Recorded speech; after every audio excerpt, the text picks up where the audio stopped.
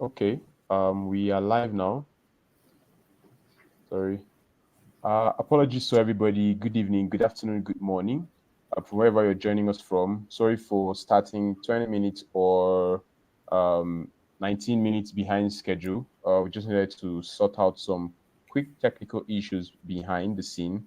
That is why we're here by this time. But nevertheless, we're still here. We're still at an hour with the manager, and we're not forgetting you guys. In as much as you don't also forget about us, and you continue to stream, you continue to engage, ask us questions, keep us on our toes, to believe that yes, we have people who are behind the scene, who are anticipating every discussion and conversation we have. So yeah, this is me saying thank you very much and welcome to another episode of An Hour with the Manager live podcast with your host Ubong Matthew. And today I have a very wonderful and distinguished guest here with me, a very wonderful expert of 25 years of experience. And I'm not going to give the entire introduction. I'm going to leave that for him to, for him to really introduce himself so that you guys can also feel and understand and connect better with our guest.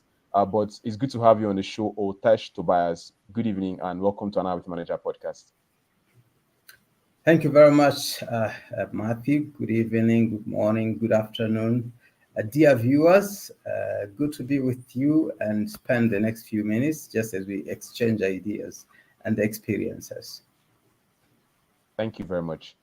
And to our wonderful audience watching and streaming this, please join us live across all platforms. If you're not on LinkedIn, you can also join us from YouTube or probably on Twitter or Facebook.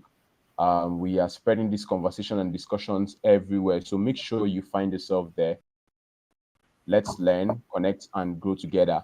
And most importantly, if you're joining this discussion alone, if you're joining this podcast alone today, don't do that alone. Please share the link, share it across with your folks, your colleagues, your boss, everybody. Share it. Tell them to come join. When they come join, let them subscribe to our YouTube and stay engaged and stay informed whenever we drop new episodes or new discussions. So welcome everybody, and expect that today we are going to learn something very valuable as always, and we're always going to leave here satisfied and well refilled. Today's discussion, moving a little bit into it, is one of those pressing conversations that we are asking ourselves.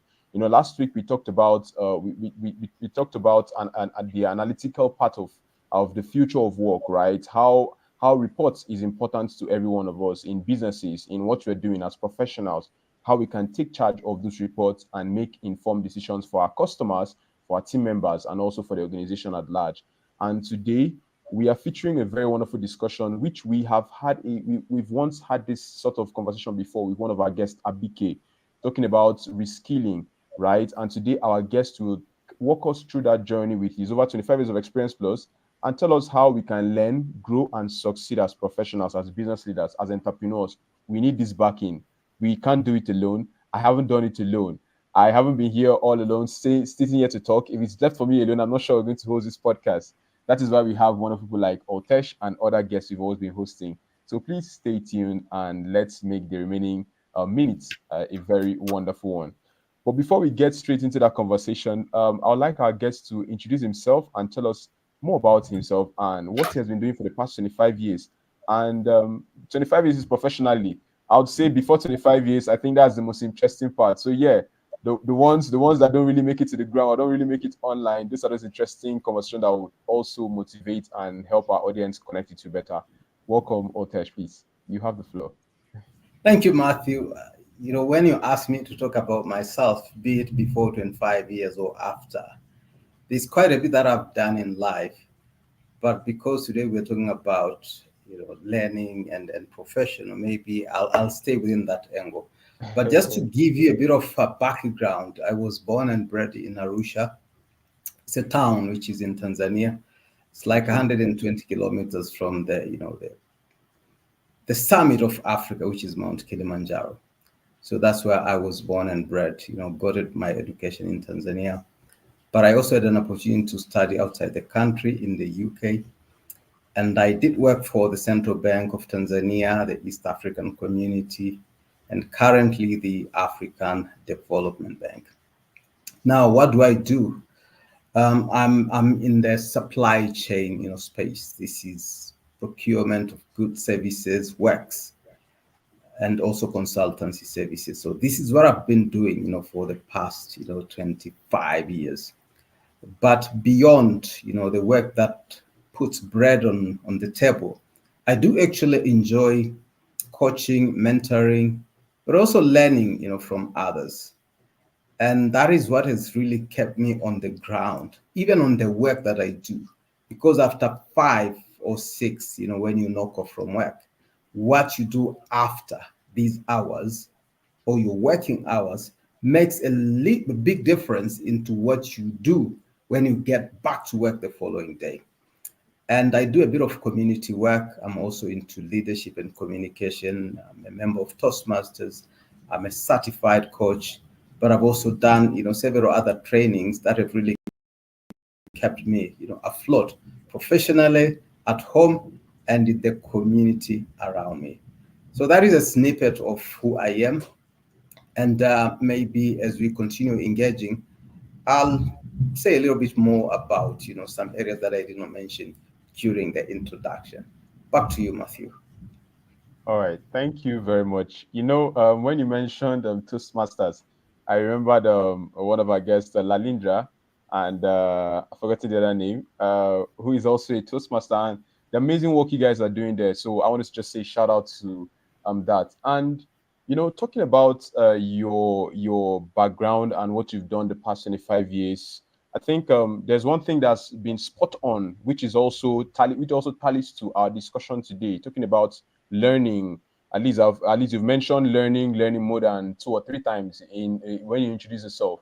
But for the benefit of our audience who are listening to this, either for the first time or are just hearing this sort of information for the first time, and I know we've a lot of people talk about learning and continuous learning, but in your own context, in your own space, why is continuous learning very important for professionals and business leaders and everybody you can ever think of?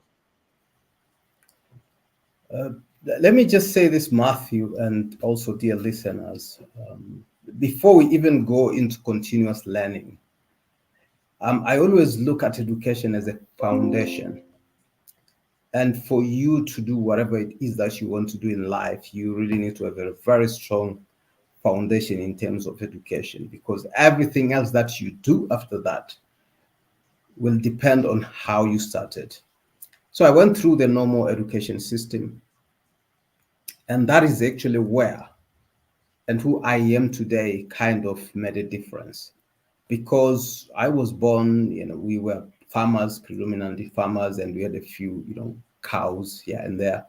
And growing up, I just believed that I will, grow up in my village, marry maybe one of the girls from the village, and just spend a pastoralist life, back home. And that would have been, my life, get children and grandchildren, and that's it. But education opened a lot of doors for me. So after getting the education, I was now able to get a job, but I was also able to grow through the job. And this is why I know that maybe a lot of people who are following this conversation, would have attained, maybe the highest levels of education in their own areas, but it does not end there. So much as that is a background, much as that is the foundation of everything that you do, I normally say that education will open the door for you, but learning is the one that keeps you into the room or in the room. And this is where continuous learning comes in. Because after high school and university, when you join an institution, first of all, every institution has its own ways of doing things. I've done supply chain in 3 different institutions, and every time I join a new institution, it's like I'm starting afresh. Much as the basic principles are the same, but then the values, how things are done, the rules, the procedures are different for each and every institution. This is why when you now join, you need to learn the tricks of the trade within that organization, but also within that industry, and most importantly, in that particular market. Because every time you change an institution, if it's a different country, then there are different rules that do apply. And this is where learning and continuous learning comes in. Back to you, Wow. Matthew. Thank you for sharing that, and clarifying that every space you find yourself is like a new adventure. You're like, okay, what am I going to expect here? How do these people think? What's the process like? How do the team members think? Do they think like the other guys? And sometimes you realize that some professionals still make the same mistakes of bringing the same mindset, same mentality, same everything from wherever they are working to the same space. But in your own time, how have you seen that affected professionals? And personally, how did that help you? That learning process, how did it help you?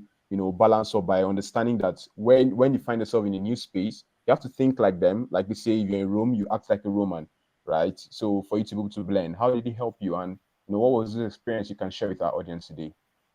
I'll actually tell you a real life scenario that I did experience. When I Okay. joined the current organization, the African Development Bank, and I'm speaking, at my own capacity as an employee, but also as a professional. I was asked to sit in a committee. And the organization that I work for is a bilingual. We use French and English.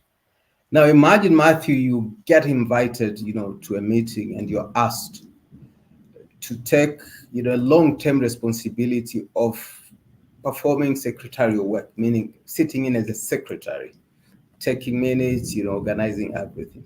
So that was the situation.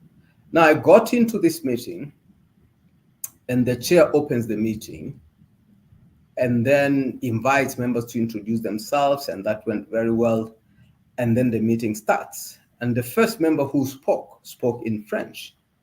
Now I'm here, a secretary who's supposed to take notes, and then I cannot follow the conversation that is going on.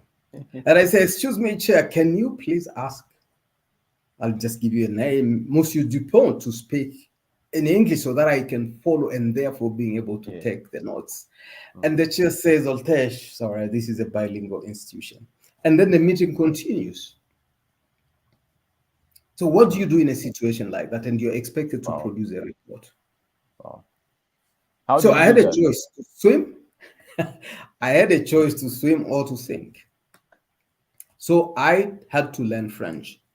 So I did not say that I'm going to leave, this particular assignment because I had other assignments, because I don't speak the language. I had to learn, and I actually stayed in that particular, role for 5 years. Wow. So what happens Even normally if without you knowing how to join? speak French. Wow. I had to learn. I had to learn. There was no way, Amazing. because I needed. Amazing. You join an institution and there's normally a line at the bottom of job description which says any other duties, and I did sign for that. So if you had promised that I'm going to do any assignment or any other duties that are given to me, you don't come with the excuse that I don't speak the language, or you don't come with excuses that I don't have the skills. You learn the skills. You can even ask the employer, and our employer, did have programs that would allow us to learn the language. Now, coming back to your question, I do believe that, and with the availability of technology and all means that would allow us to work effectively, if you want to thrive in an institution or in any role that is given to you, you have to learn. Now, if it doesn't work, then you might end up finding yourself, looking for another job. But the catch is, you don't really have a promise that where you're going, there won't be any challenges. Hmm. So what I did learn is, you're given a role, do it, ask questions, get a coach, get a mentor, get, staff members or colleagues that have been there longer than you, learn from them, and get the job done by all means. That is the way to go, Matthew. Wow. Well, it sounds a little bit very simple for some of our listeners who will be saying, hey boss, please try to slow down a little bit, and so we can understand with you. But you know, for all of us here, what I want to understand now is this: how did you balance learning French and still staying in the job without maybe feeling overwhelmed or maybe feeling like, oh, you're doing too much? Because man, that is a different level of motivation you had to put up to, to be learning the job and still, doing what you're doing and still being at peak performance. Were you having any challenges during that period? It is a sacrifice, Matthew. So let me not lie. I wouldn't necessarily say that it was easy. By the way, this is even a very simple, situation, because the employer had, arranged classes for us to learn, and Oh, we did wow. that during our lunchtime. Amazing, amazing. Yes, but if I take you back 30 years, not 30 actually, that was like, 30, 31 years ago, when I joined, my first job at the Central Bank of Tanzania, I was Okay. just a high school leaver. I just cleared my A levels. So when I joined the institution, I was not qualified. But then I I promised my father that, when I get employment, that's when I'm going to study, because I got a scholarship to go to university. And I told him, no, I'm not going to the university. I want to work, pay for my own education. And then he said, what? He said, yes. I said, yes, I would like to pay for my own education. So just That's allow some me to serious start working motivation. so that I can pay for my own education. And Hmm. fortunately, he agreed. So when I started working, day one, I started taking evening classes. So I would finish work at 5, 6, and then I would, go to, do my evening classes. And I did that for like, maybe 4, 5 years, until when I got a professional qualification. And then I negotiated with my employer at that time to allow me to go for further studies for my master's. Again, they allowed me, they continued paying my salary, which was not really enough to keep me, studying. But again, I was able to collect enough money to at least get a ticket. I called a friend in the UK. He was ready to accommodate me for 6 months. I used to do, cleaning, work in a supermarket. I also did security guard. I cleaned a lot of streets in London. Wow. So during the day, I would go to school. In the night, I would do security, and then, catch up a bit of sleep. And in the morning, I'm in class. So I did actually all my education like at work or in between work. So it works. What you need is determination. And if we have listeners who are, following this conversation, if you're single and you don't have a lot of family responsibilities, that is the best time for you to put 100%, because then you don't have, your spouse waiting for you. You don't have children that would need your attention. So if you're still young, please take advantage of this time, because when you get family responsibilities, it becomes a little bit complicated. But even with that, there's still a room for you to create time to study, upskill, and see how you can carry your current responsibilities effectively. Wow. Thank you for sharing that personal story. Um, you know, One thing I say for sure, like a post I sent out this morning, that stood very, very peculiar, talking about the question that I've always like I'm always being asked that question, like, hey, Matthew, why don't you invite popular professionals, popular individuals to come share their views on an hour with manager? And I'm like, well, yes, we might need to invite the popular guys, but we want quality content, we want quality informations, we want informations that are from personal experience, that when you and I sit down to talk and listen, and those who are listening to them, they can also draw motivation, draw confidence, draw that resilience, draw that will. Like what you're sharing today, it's very amazing, right? Because not everybody would think, oh, maybe I have to still be working and learning. Sincerely, I can really understand what you say, because most times we're always learning in the job. While you're working, you're learning because you have to get better and you have to move, because you know why it is important to you. And you won't stop, no matter how difficult it is. Yes, I'll only say we're tired, but yeah, we won't stop at that. But thank you for also sharing that very information with us. I just need to read something from one of our last discussions from Abike.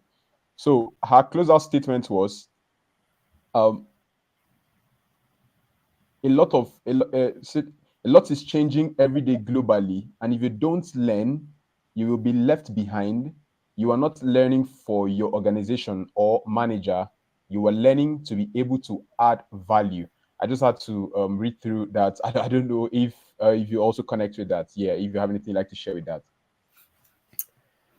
So there are two things that I would like to say regarding what you have just shared, which is, by the way, quite important. One is I do believe that you have worked with someone in your space, and that particular person left because of other responsibilities, or they got another opportunity somewhere else. But after a few years, they either changed, or maybe that job ended and they want to come back, right? But you're a little bit hesitant to hire that person back because they had some gaps, be it professional or otherwise. So the question is, your current job, if you leave and you want to come back, will they take you back? So that is number one. Because there are situations where someone leaves and then they don't like where they went and they want to come back, and you're like, please come, I will look for a space for you. Yeah, actually. I've actually seen colleagues in some of the institutions that I worked for who did not have, a position opens up and they don't have the qualifications. And everybody is fighting for them. Some people are even some managers are ready to go to the extent of changing the rules or getting exemptions or waivers Wow. so that they can Wow. hire this particular individual who has less, education. Why do they do that? It's because of the value that you put on the table. Now, how do we do that? It's actually by making sure that you are up to date with the technology, with the rules, with the procedures, with what is happening in the industry, and on top of the education that you would have acquired, now being able to add value into that particular space that you have been given, that particular opportunity that has been given to you. I do believe that's what the previous expert that you interviewed was talking about. Brian Tracy said, if he said that your knowledge or your expertise expires after every 3 years. So, for example, if you stop learning today in your particular space, if you come back after 3 years, you're already outdated. So Yeah. it is now important that you keep pace with the Yeah. technology. Of course, industries differ, they're not the same. Yeah. But let me just give you an example. If you're talking of what, maybe Android, or iPhone. Today we are on iPhone what? Is it 16? I'm not sure, Yeah. but Like so like if 16, 17. So exactly. Now, just imagine if that was a technology, right? And you come back after 2 or 3 years, you will not be able to, if you're an engineer, you will not be able like to an fix. alien. Exactly. So this is how fast technology is changing. I Yeah. remember when I was transiting through Dubai a few years ago, I bought a camera, and it's from a duty free. Then I traveled, came back. When I got home, I realized that that camera had some challenges, and I went to this shop that sells cameras, and then I said, I just bought this camera 2 weeks ago. Can you fix it for me? And they said, this one is already out of production. They were not servicing it anymore. That Wow. is how fast technology is moving. So Wow. it's important that we keep pace with what is going on, so that you don't become like my camera, where what, we don't need these skills anymore. Yeah, We'll try to adjust. All absolutely, right. Thank you absolutely. very much. Thank you very much for that. And for the benefit of those who are listening, please keep streaming, keep sharing the invite link, keep inviting your folks. Let's learn and share together. Like I always say, this discussion is not for just to bore Matthew or the team at an hour with the manager or our guests. It's for every one of you. It's for every professional, every entrepreneur, every business leader. Our own way to also support your growth process and support you moving. So whenever you come across our content, please leave a shout out, leave a comment, and say hi. At least whenever you listen to them, please also feel free to share your review.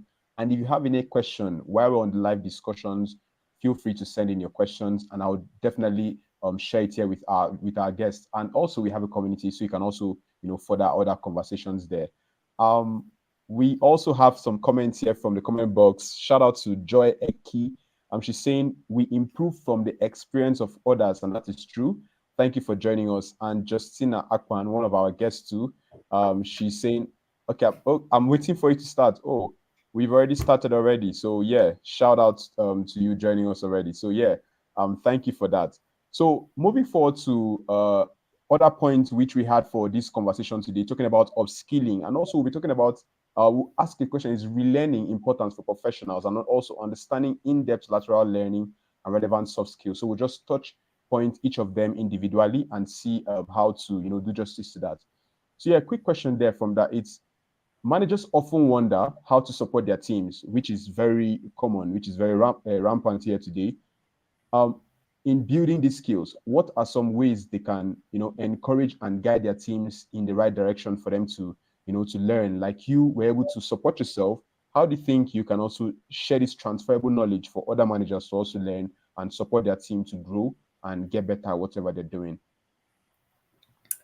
I listen to, because I do a bit of listening. I cannot read as much, but I do audio listening a lot. And the last book, I try and listen or read one book, every month. And the last book is titled "The Diary of a CEO." Oh, And there was something very interesting that the author in is that it the book book by said. Stephen? Absolutely, yeah. Oh, okay. Yeah, amazing So book. he said, and he was using Alex Ferguson as an example when he was trying to demonstrate the point that every employee within an organization should be treated differently. So you cannot treat your team members equally because they have different temperaments, they have different strengths or weaknesses for that matter. And therefore, when you want to develop your team, you need to specifically identify the gaps that they have. And then you now address those gaps accordingly. And this is why some institutions, there is what they call training needs analysis, where you analyze the needs of a particular individual, then you design or you assign a growth path, for them so that they can now fill those gaps and be able to deliver, accordingly. So what I would say for managers is get to know your employees beyond their job description and beyond the paycheck. That is key. And what do I mean? At times, what happens at home has a substantial bearing to a staff performance at work. Yeah. So the more you know about their situation, the better you can support them. There was this example that was shared in one of the trainings that I had attended, that there was a lady who used to come to work late. She would just come late. And she was rated as a poor performer. But then when the manager took time to actually understand why does she come late, it turns out that one of her children had issues and needed a lot of attention, and therefore she would not be able to come on time because there were a few chores that she had to do at home. Now, if you can understand the situation of a person like that, then you can sit down with them to see, okay, how can we help you? Maybe you want to move closer, or Yeah. is there a way maybe we can support you with transport, so that you can Yeah. exactly identify their gaps. And it's the Yeah. same across the institution. So I think the bottom line is to understand, and then also to understand what is their motivation, what are their goals, what are they planning, to do in future. Because there are people, they get employed, for them they just want to, they just want job security. Some would like to grow. I have a relative who was, he passed on, beginning of the year, but he was very good at what he does. But the institution wanted to promote him into becoming a manager, and his answer was always no. I just want to stay where I am, give you the quality that I have. I don't need any other responsibilities. I just want to focus on my work. So if you get someone like that, then you just support him to be able to focus on his work and deliver more. Wow. Yeah. Wow. Okay. Thank you for sharing that, and I hope everybody who's listening, this is also getting that benefit, and taking those examples, because it's very important that we take those examples and understand how to guide each other. Because it's one thing to have a team, it's another thing to guide them through and understand that, oh, they have flaws, they have ups and downs, like you shared. They have those times when they come to work and they are not themselves. They don't even understand what is going on, but they just know that they're not themselves, right? But we still have to support them in one way or the other and tell them that we are here for you to help you get better at every point in time, right? And it's draining sometimes when you find out that, oh, it's because of a particular situation from home that caused this process, but they are not able to communicate that problem to maybe to a manager. How do you get to solve those problems when team members like this, or professionals are not able to communicate what is going on for them to understand their own process and balance up? In your own case, I know you've also found yourself in that kind of situation where you have to try to teach them to want to say something or tell you what is going on around their life. Um, I do believe that as a manager, and these are things, by the way, that I'm also learning along the way. It is important that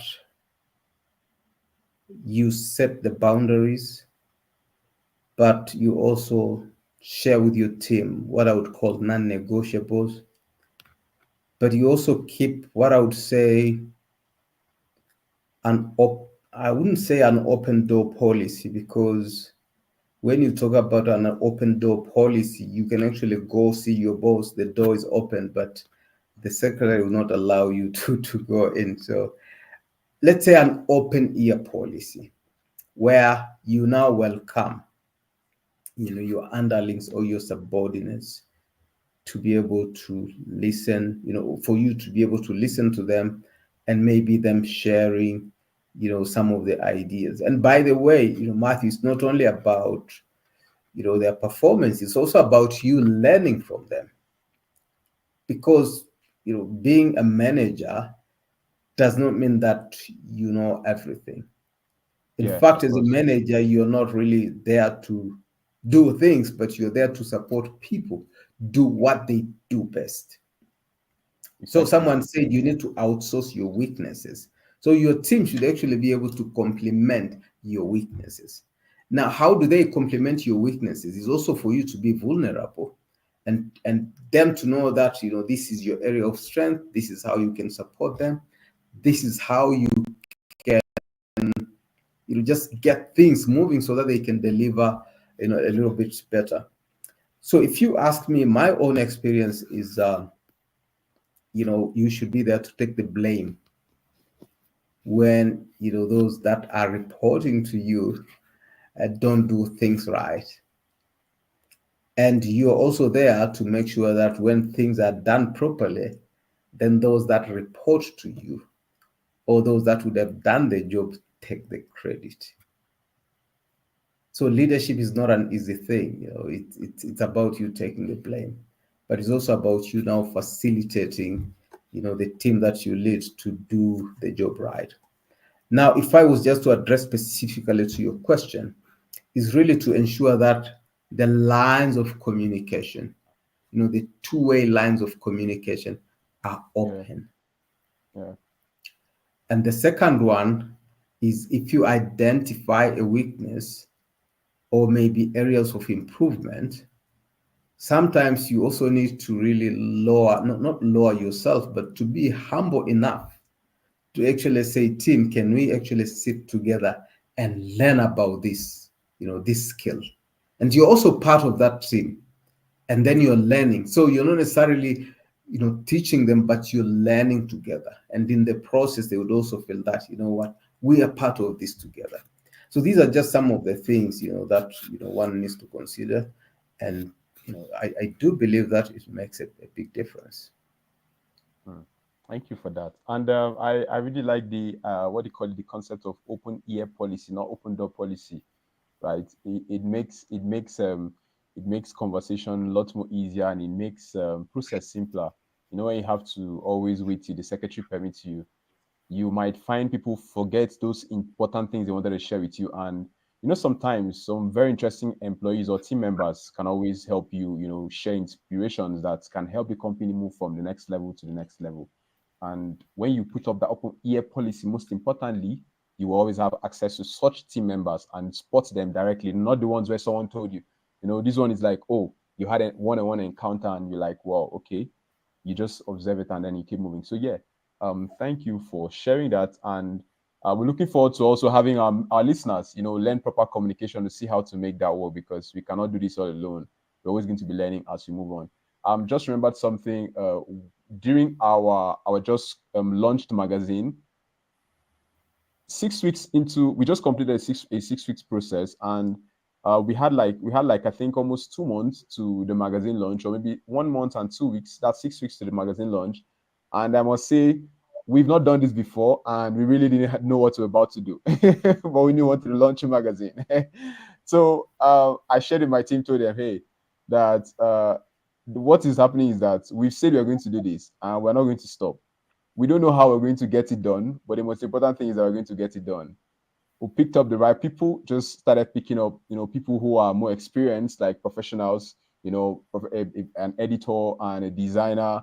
You know, Over time, we started gathering pieces, and I must tell you, before we even got a better picture of what we were doing, was like 3 to 2 weeks to our launch. That was when we realized that, oh, this is what we really want to do. This is what the magazine looks like. So at least my happiness is that every member was able to also follow that process. And when you're learning and applying, it sticks stronger than when you're just learning and reading and watching stories, and every day you're just learning, every day you're just watching, feeding your head with more information and not sharing them out. So yeah, thank you for Very that. true. Very Yeah. true. Very true. Okay. Yeah, Yeah. so I just want to quickly go to our third point, right? Talking about, is relearning important for professionals, right?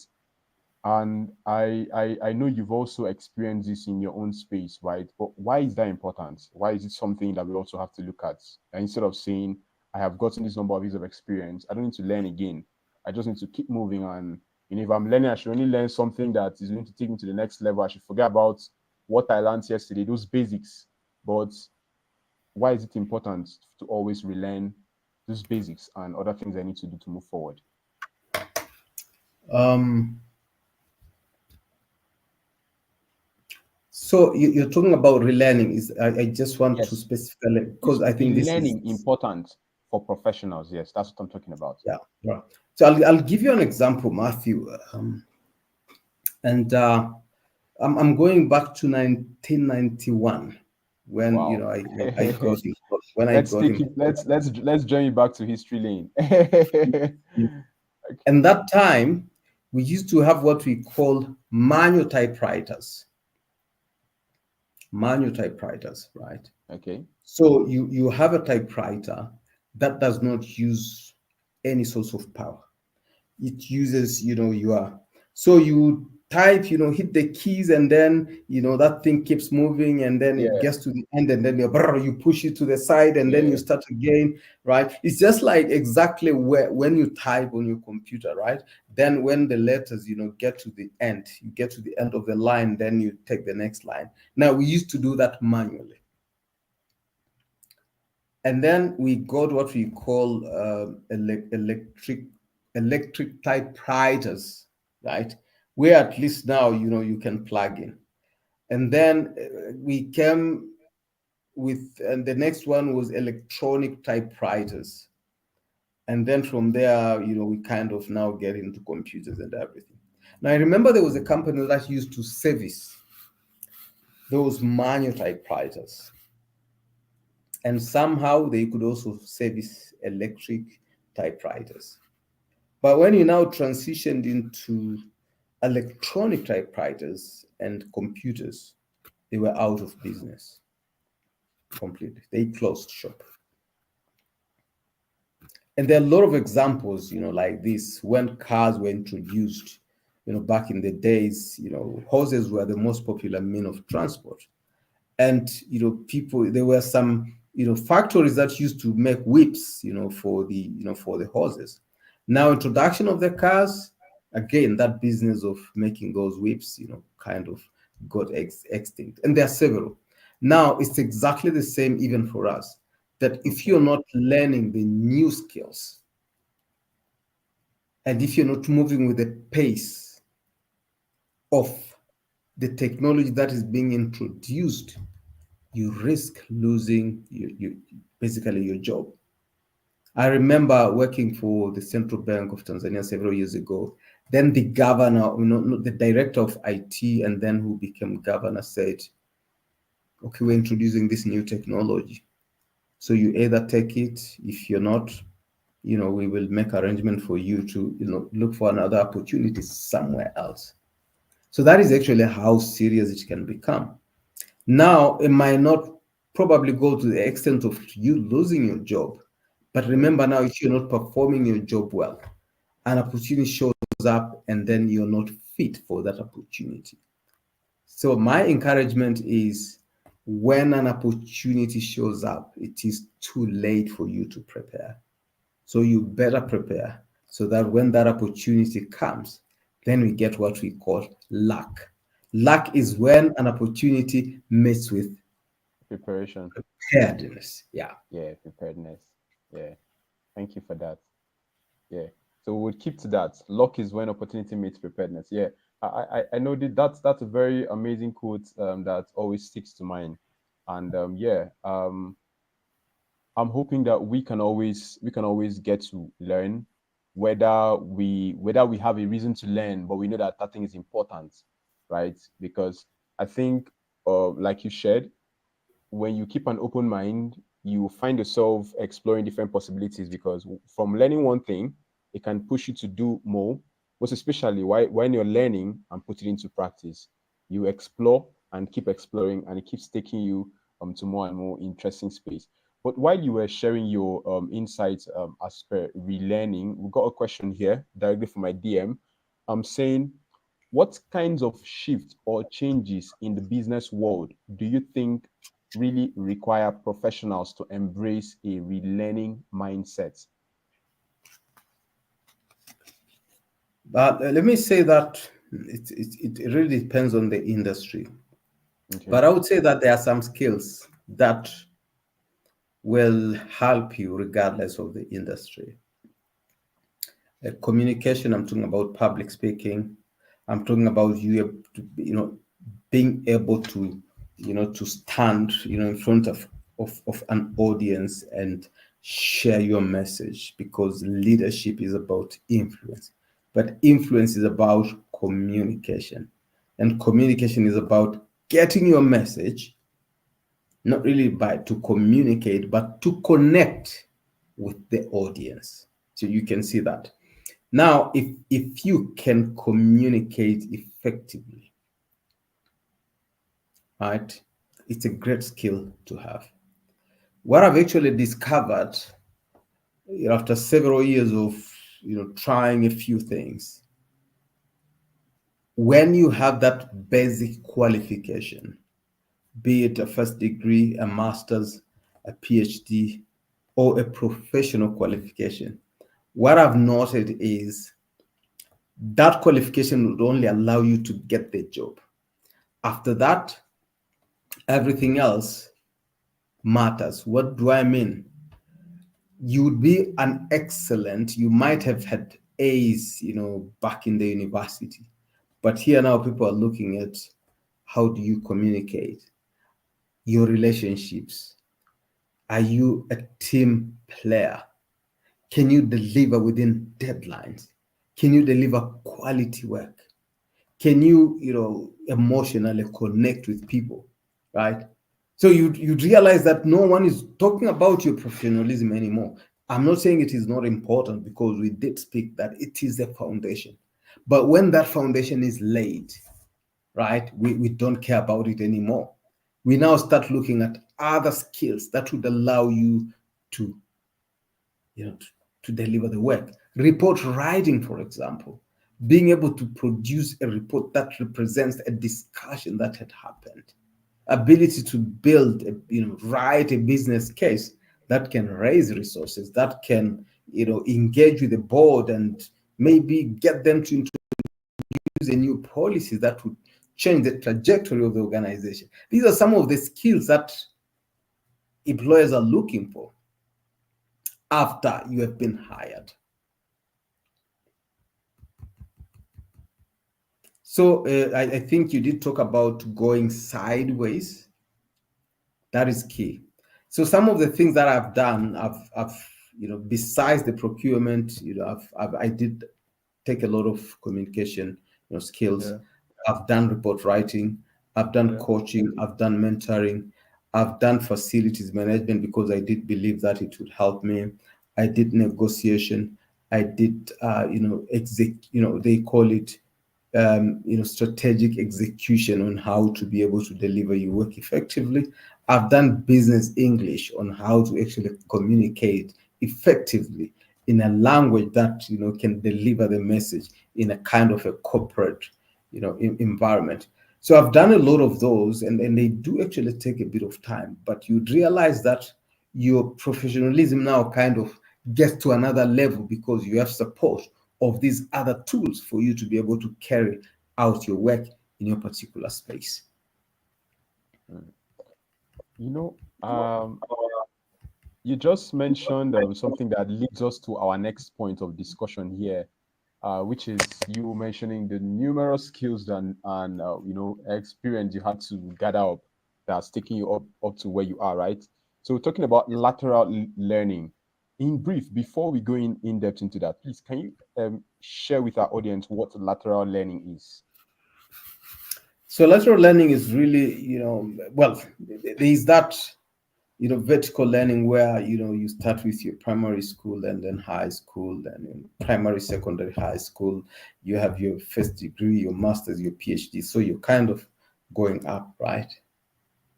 But then lateral learning is really you're just complementing the skills that you have. Let me just give you an example.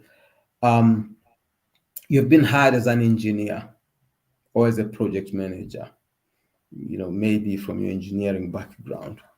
But then you realize that, being hired as a project manager, I'm an engineer, but I've now been given a project manager role. So they have a project management qualification that you need to learn on how to, initiate, project, plan, execute, do the monitoring and evaluation and everything. By the way, I also did project management because I realized that procurement is like a project. So I need to learn that. Yeah, Yeah, yeah, so you're an engineer, you learn how to, to manage projects. But then you realize that, I'm managing a project, but I need to add something else. I need to do leadership so that I can at least, manage teams and allocate resources accordingly.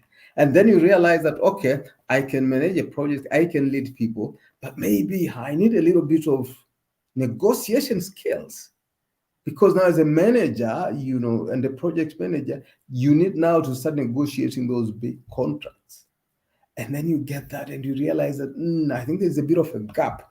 I don't really understand these legal terms, technical legal terms. So let me do a bit of law so that I can, I can understand the lingo that is used in the, in different jurisdictions. And then you get that and you realize that, I think I've been operating in an Anglophone country, and now we have new markets in either Lusophone, where they speak, Portuguese, or French, and you're like, I think I need to do a bit of French or a bit of Portuguese so that I can at least, break the ice when I get invited. You see where I'm going? Yeah, I do. I do. And that And happens. at the end of the day, you're bagged with so many skills without even knowing. Absolutely, absolutely. So that is the lateral learning that I'm talking about, where Okay. you're on your way on your professional journey or even on your business journey, and you realize that I need this skill for me to be able to thrive in this space. And I learned that about 20 years ago when I was talking to, one of my, my, like I would say my father-in-law. This is the father of my, my brother's, wife. And he was talking about, he was actually a surgeon, one of the best surgeons in the country. But at that time, he was doing an MBA. And I asked, but you've been in this space for that years. Why are you going back to school to do your MBA? And that's when I picked that lateral thing, learning, where I say, I now need to be able to manage the people, and then my hospital, and my pharmacies. Yeah, so it's key. And by the way, Matthew, let me just say that for our listeners, it works both, whether you are employed or you're an employer, or whether Yeah. you are in charity, whether you are, I don't know, a pastor, or is it a sheikh or an imam? It doesn't really matter. We all need to follow the same route so that we can influence in our areas of operations. Okay. Thank you for that. I'm coming to my own question, but let me read this out from one of our audience here who sent a question, right? So it's saying, for professionals in one field, how can gaining knowledge in other areas improve their decision making and problem solving abilities? I know it still ties to what you shared, but for the benefit of learning purpose, I would love to hear more about this. If you speak the language that your clients or your customers speak, it will make your work a lot easier. I'll just give you an example. I have a friend who went for an interview to work for a cement company, and he gets there, and there was this panel sitting, and then one of the panel members, is flipping through, his CV, and realizes that this guy, you know, did his, I think, master's degree in Russia and speaks Russia. And this particular panel member spoke Russia. So they just switched into Russian and then ignored everyone in the room, right? The guy got the job because they spoke the same language. Yeah. If you speak the same language with your clients, your customers, the people that you serve, it makes a big difference. And it could be the Definitely. same language as a language. It could be the same language as a technology. It could be the same language as a profession. When you understand, or when they understand what you need, it makes that conversation so easy. And that is where your business grows.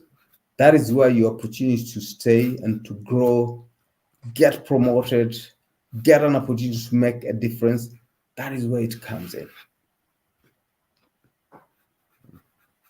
Thank you for that. And I hope you are taking down these informations. Please, everybody listening, and to those sending the anonymous questions and comments, I really do appreciate them. Please keep sending them in. And for the benefit of time, I know we started behind schedule, but we had to keep to our own rule and pattern of movement, which is an hour. An hour alone is enough for anybody to learn something very valuable. Trust me, it's not really about 3 hours podcast or discussions or 10 hours, but 1 hour you can learn something valuable and stick to it. Something that can transform your life today or maybe tomorrow or anytime you come across this information. So please never stop streaming. I just want to quickly move to before I move to the last stuff. When you were sharing about the whole lateral learning process, where from one skill you start discovering and uncovering more. It just took me a little bit back to my journey starting out with podcasting and not even knowing what we're doing actually, right? I can tell you I had to be the social media manager, had to be the designer, had to be the host, had to be the what do you call it? Everything, right? But working with a team, you get to see that when yes, for doing all of those things alone was quite interesting, right? Because it gave me insights to learn different things, learn social media management one after the other. You get to learn things that you didn't really want to learn, but you find yourself learning because you have to move, right? But having a team simplified that process because why? These are all professionals individually, right? So you're just helping them put their skills to use properly for you to be able to help and benefit the brand, which is what we are having today. So yeah, thank you for sharing that insight as per lateral learning, and I'm hoping that someday we'll get to have more discussions about it because I know a lot of professionals who have difficulties with trying to understand how can I be, how can I just go with the flow? Whenever you find yourself in one spot, you realize that you have to learn. Oh, leadership, you get to see. Oh, okay, team management. Oh, I need to learn this thing. Oh, investment process. Oh, I need to learn and keep moving because learning is non-stop. But quickly, for us not to stick there, I just wanted to touch point the very last point here, which is talking about relevant soft skills for professionals, right? So quickly, we know there's a lot of technical skills going on everywhere, and yeah, everybody's talking about AI, doing this AI and all of that. But for an individual to make a better team member or an employer, right? Either a better boss or a better employee, right? You also need soft skills, which is very, very important. Like, like emotional intelligence, like good communication skills, right? Why is it important and how can we use that to drive success while we are, putting up all of this whole learning process? Why is it important to learn those soft skills and stick to them and, hold them to high esteem, not just you knowing how to use a laptop, but knowing how to work with people to be able to use that laptop better? Matthew, you probably agree with me, and also for listeners, that in our day-to-day engagement with people, team members, family members, relatives, colleagues, when you have a challenge,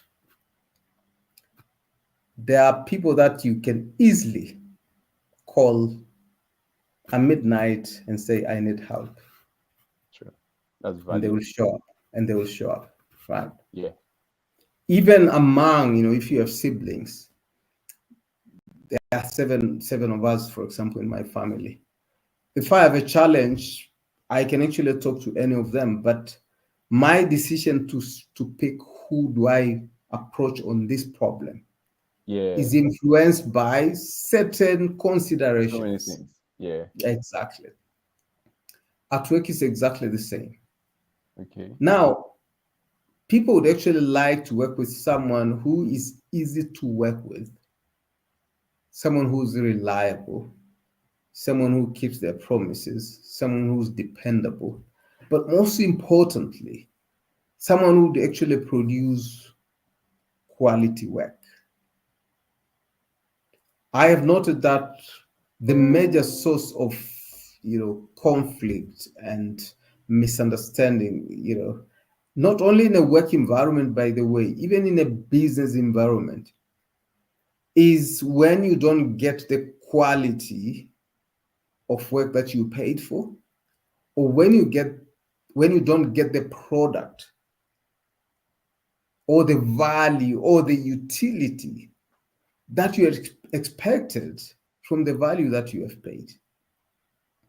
So it's true that yes, we need soft skills. You need someone that is easy to talk to. I have actually worked with colleagues through years, where you don't want to spend as much time with them. You give them the least bandwidth possible, because when you're engaging with them, they want to talk all the time. They want to have the final say all the time.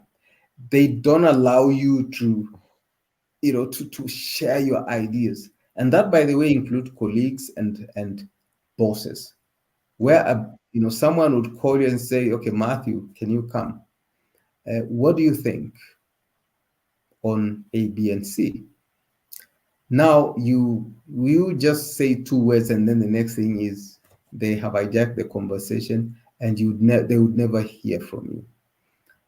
Listening is an important skill that we need to learn. Giving feedback, and this is what we learn in Toastmasters, that you actually need to provide feedback without breaking that particular person. That's quite key. Holding difficult conversations. In fact, I was listening to, I can't remember which book, but someone said the amount of money you make, right, depends on your ability to conduct difficult conversations, uncomfortable conversations. So that is a skill that we need to learn. Persuasion, we need to learn. Negotiation, it's quite important. So these are just some of the skills that I believe make a big difference. Now, the last one, Matthew, that you probably don't need to learn in school, but I've recently started journaling, and it is making a big difference. Just really reflecting on how your day went and planning your day ahead. It is also important that you create a buffer. And when I say buffer, I'm happy that Matthew, you're in South Africa, so you understand the environment. But I'm looking at a situation where you leave your house very peaceful, and you hit the road, and then you just meet someone and they completely spoil your day. And at the same time, you're supposed maybe to go and deliver a presentation. So what do you need to do so that, whatever, no matter what happens, you can still deliver? So we are coming to emotional intelligence, but also you really need to have a sufficient brain reserve or dexterity to be able to handle and work under pressure. Those are just some of a few things that I'm learning, that if you can actually manage these things, you wake up. I remember I called this particular business person who had a product that we were looking for, and he started insulting me. Right? We have never met. It was just a phone call that I'm looking for this product, and he's like, I don't work with people like you. But I'm like, you don't even know who I am. And he said, it doesn't really matter. Now you're in the middle of your day, and you have a report to prepare, and then someone like that crosses your path. What do you do? So that is where now emotional intelligence, and having sufficient strength to be able to absorb the shocks that keep coming your way, right? Those are soft skills that we need to keep learning, Matthew. Yeah, we need some serious shock absorbers, maybe digital shock absorbers. Absolutely, absolutely. you know, Yeah. you And know, you and know, by it's the like way, just before, it's like behind the scene before we came on board here, when we're trying to struggle with the whole technology and all of that. Before yeah, now, before now, when we started earlier, if I found myself in a situation like that, I won't feel totally complete at the first maybe 15-30 minutes of the discussion. I would find myself maybe like 30 minutes later, oh, maybe in a podcast, because I'm already stressed trying to solve that problem. I'm already stressed trying to think of how we can, balance that out. So yeah, uh, like you said, I think the more we put this into practice, the more it works for us. But thank you for yeah, that. yeah, yeah, Okay. So yeah, I thank you guys for staying tuned with us, and has been a very, very wonderful discussion. Trust me. And I'm just looking at my time right now, and it looks like we should keep going. But for the benefit of our guests and for the benefit of those who have other things to go do, we are going to also say, yeah, it's been a very wonderful 1 hour and 5 minute discussion, right? And our guest is going to give us a last word. But before we come to that, we just want to tell you that, yeah, we launched our magazine last week, Thursday. And if you're yet to read or have access to that magazine, please do also click the link on our comment box, or reach out to me and I'll share a link to you so you go have access to it. And also we have a community for other professionals where we further and push most of this conversation. Please do also click the link in the comments and have access to that community. Whether you're on YouTube or not on YouTube, but you have a Gmail, make sure you sign up and subscribe to An Hour with a Manager on YouTube, because that's the best way. That's the only way we believe that you can support us for now, right? We want you to continue to share, push An Hour with a Manager, share it across with everyone you have around you. Let's subscribe. Let's promote this for every one of us. It's for all professionals. It's not just for me and my team or our guests. It's for every one of us. And we're looking forward to, seeing and hearing more of you. But before we close up on our conversation today, we just want to take it a little bit out of what we've been talking about and ask a direct question to our guest, right? So, in your own space or in your own context, what would you say really matters to you the most in life, in everything, whatever you can think of, and why do you think that thing matters to you the most? So, that's interesting, Matthew. But you actually preempted me because I was just thinking about it. So, number one, and I'm not being selfish, if you bought an airplane, they would always tell you that in case of oxygen, whatever challenges, what do you do? Pull that mask, put it on your nose. Yeah, You do it first, right? And then yeah. you serve your child or whoever is next to You you, first. right? So you cannot, this is a glass of water, right? And if you are thirsty, right, I cannot give you water when this glass is empty. Yes. So what all of us need to do is, if you want to make a difference, if you want to influence, if you want to, leave a legacy, make sure that your glass is full. And when your glass is full, you can, help others. So how do we do? By one, exercising. You need to really be fit, physically, but also, mentally. You need to be able to, to absorb the shocks, so that whatever happens, you're able to sustain yourself and sustain your team. So that is one. Number two, which I'm learning, is have fun. Do things that are a little bit outside your comfort zone. It makes a big difference.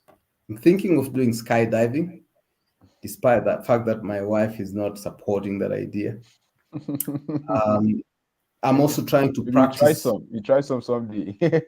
Yes, it is actually my And send that before video end of the later. year. Yes. And then I'm also trying Yeah, to I'm trying to do barefoot walking, because it just helps, to kind of activate, and just yeah, keep you, I'm trying a few things actually that I don't do every day. So, yes, exercise, be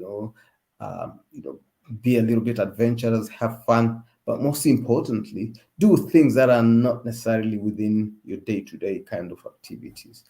It helps. And keep journaling, so that you can reflect and then you can plan your life ahead. Those are some of the things, of course, besides the rest that we had discussed about, during for the past 1 hour.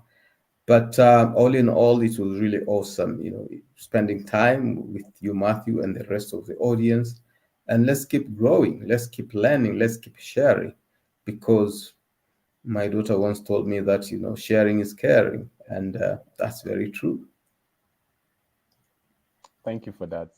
We appreciate, and we appreciate all the insights you've shared with us.